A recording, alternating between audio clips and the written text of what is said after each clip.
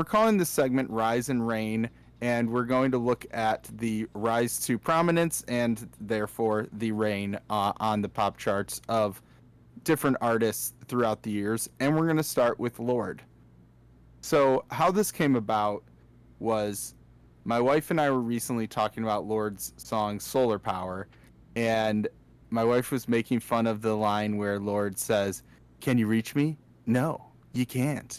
And I personally enjoyed the song Solar Power. It's got an acoustic 90s pop shimmer with a bit of a 60s psychedelic influence. And I even added it to a couple playlists of mine that have songs that I like. And I responded to my wife saying, I like the sound of it, but if you dig into the lyrics, there's not much there. Which had me wondering, how did we get here? How did an artist known for her depth make a song so seemingly shallow? And how did an artist known for her lyrical ability write lyrics that made my wife laugh? Was I seeing the entire picture here or missing something? So let's compare her breakout single Royals and her new single Solar Power as we examine the rise and reign of Lorde. My personal perspective on pop music is usually a little more cynical than the average listener. I would often meet mainstream pop music with scoffs and snobbery, but many artists have made me check that perspective over the years, and in recent years, I've warmed up to many mainstream pop artists. But in 2013, an artist making a song that rejected the glitzy party pop that had dominated the charts for the past 5 years, that caught my attention. So let's talk about who Lorde is. Lorde is the stage name of Ella Yalick O'Connor. Royals was the lead single off of Lorde's 2012 breakout EP, The Love Club. It debuted at number 1 in New Zealand and eventually topped the Billboard Hot 100, outranking Katy Perry's Roar and Miley Cyrus's Wrecking Ball. So she took down some titans there for sure. And it spent 9 weeks on the Hot 100 and is certified platinum. For me, Lyrical Lukey, when I heard Royals, I was engrossed by the brilliantly written, cleverly crafted lyrics. And not only was it surprising to see this level of depth and cultural awareness from a teenage songwriter, but it was also surprising to hear depth and awareness in pop music, a genre that typically values vapid earworms over thoughtfully crafted cultural criticisms. But Royals is an iconic song. Even today, its opening notes draw you in, and Lorde's performance is authentic. Her album Pure Heroines similarly captured her unique perspective and bold take on pop music. This image of Lorde formed in my mind as this nobody kid who wrote this rebellious anthem. I could envision a future where she changed the way the pop star is perceived, and she continued to break away from the trends of modern pop music. Then in 2017, I see Lorde perform her song Greenlight on Saturday Night Live. She was collaborating with one of the biggest pop songwriters, Taylor Swift, and working with one of the most in-demand producers, Jack Antonoff. The production was more polished than her debut, and she was singing about going to clubs and longing after a lover with whom she once danced on the light-up floor. This subject matter is admittedly not out of place in pop music, but you would expect to hear it from the likes of Taylor Swift and Miley Cyrus, the very artists that Lorde differentiated herself from in her first single. You didn't expect this from Lorde because she was different than the chart-topping queens of the time.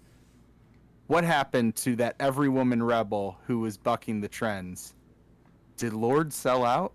So there are a lot of pieces of information that have made me check my perspective when it comes to Lorde and her career. Something interesting I just learned is that she was signed to Universal Music Group in 2009, but her first EP didn't come out till 2013.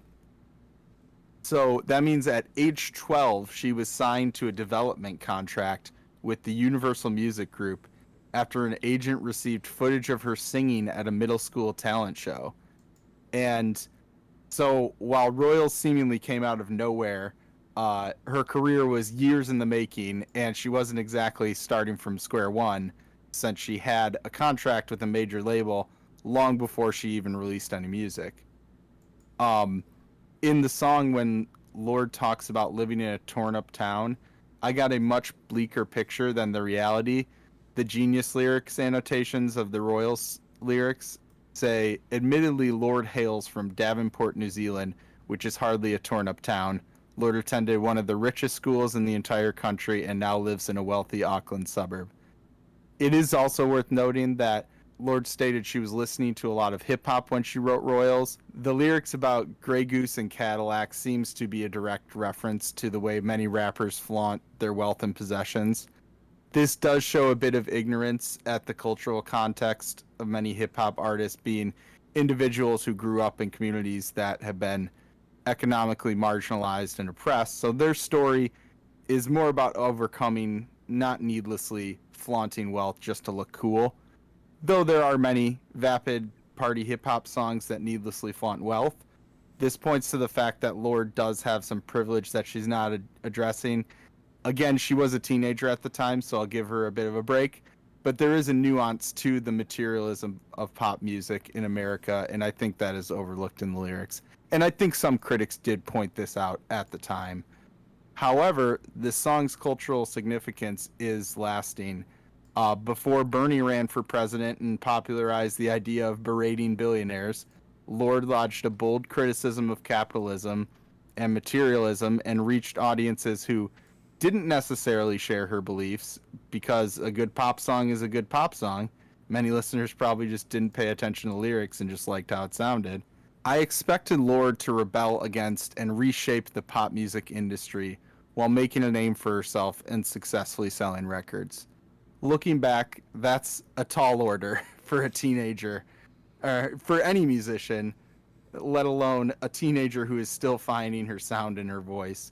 So it's understandable that a teenager catapulted into stardom would not rebel against the music industry norms, but instead find her own way to fit into that system. So did Lorde sell out? Yes, but that's okay. The entire goal of making pop music is for it to be popular. So if she didn't sell out, she wouldn't have the lasting impact on music that she has today. And as I established, she was signed to UMG at 12, so I don't know that she was really starting from a point of not selling out in the first place. Also, I shouldn't have been surprised that she was seduced by the glamour and the glory of the pop music industry. In fact, she stated her intentions in that chorus of Royals, as she says, "Let me live that fantasy." She criticized the materialism of the pop musician lifestyle, but longed for it at the same time.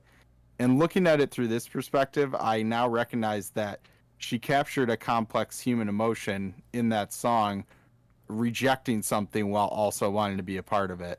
It's pretty relatable. So, while Lorde was seemingly a sellout at the time, it could have been a lot worse. Even though melodrama wasn't what I, the pop snob, had hoped for at the time, I now recognize it's a damn good record, and Greenlight is a certified banger. Now let's take a look at Solar Power. It's the first single off Lorde's upcoming third album of the same name. The single was released on June 10th.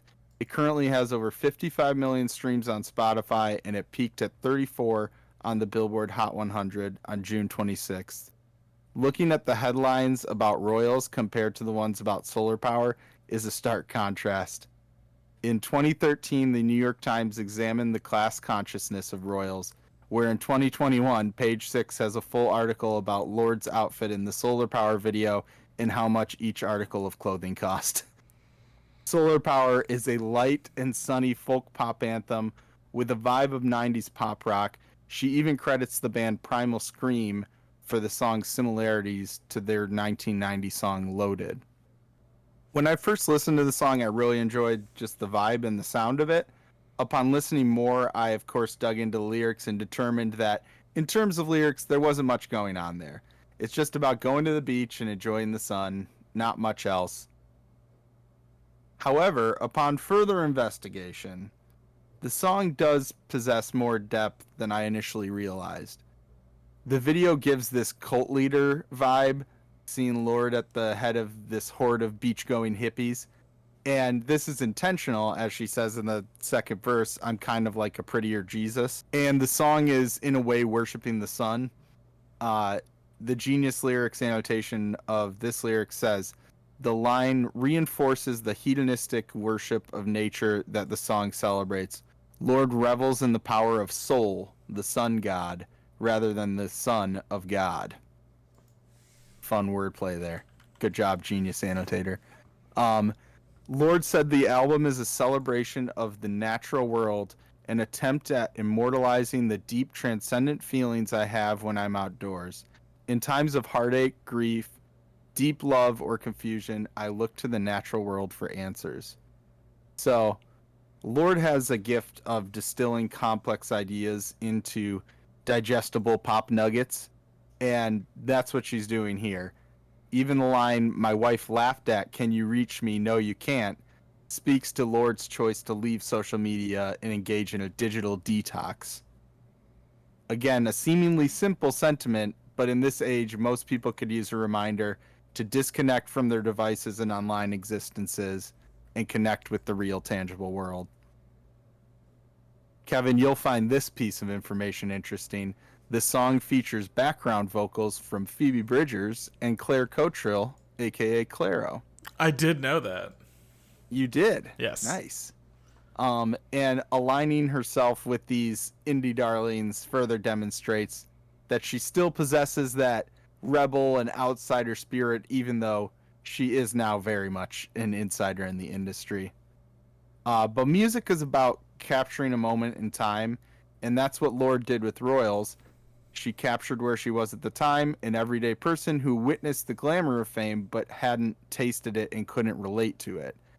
Now that's the same thing she's doing with Solar Power, only her circumstances and the circumstances of the world have dramatically changed, and now she's just capturing where she's at. Quarantine is over, and she wants to get out to the beach and worship the sun. And that's a message I can get on board with at this point in my life. Although she may not be able to capture all the unique elements that made the lightning in a bottle of Royals, brighter days are certainly ahead for Lorde. So, what can we learn from the rise and reign of Lorde? 1.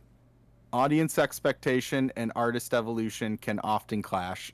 At the end of the day, the artist has to stay true to themselves, even if that means they alienate some of their audience. 2, we expect too much from our pop stars and performers.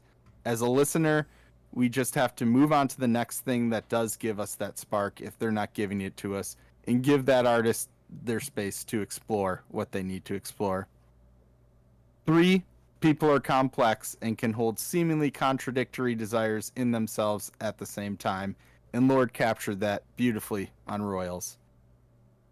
4, seemingly shallow pop songs are occasionally deeper than you may think. 5, there's a fine line between selling out and adapting to success. And 6, bold artists may not always be able to completely alter the industry while working within it, but they can certainly change the conversation and pave the way for the future innovators to follow in their footsteps and use their platform to effect change. So, while Lorde has embraced her inner pop princess and made some of her work easier to digest for a general audience, she still stands apart as an alternative force in pop music who is always doing something original and staying true to herself. She has one of the most unique rises to fame and a lasting reign on the pop charts. So that is from capitalist critic to sun-worshipping beach healer, the rise and reign of Lorde.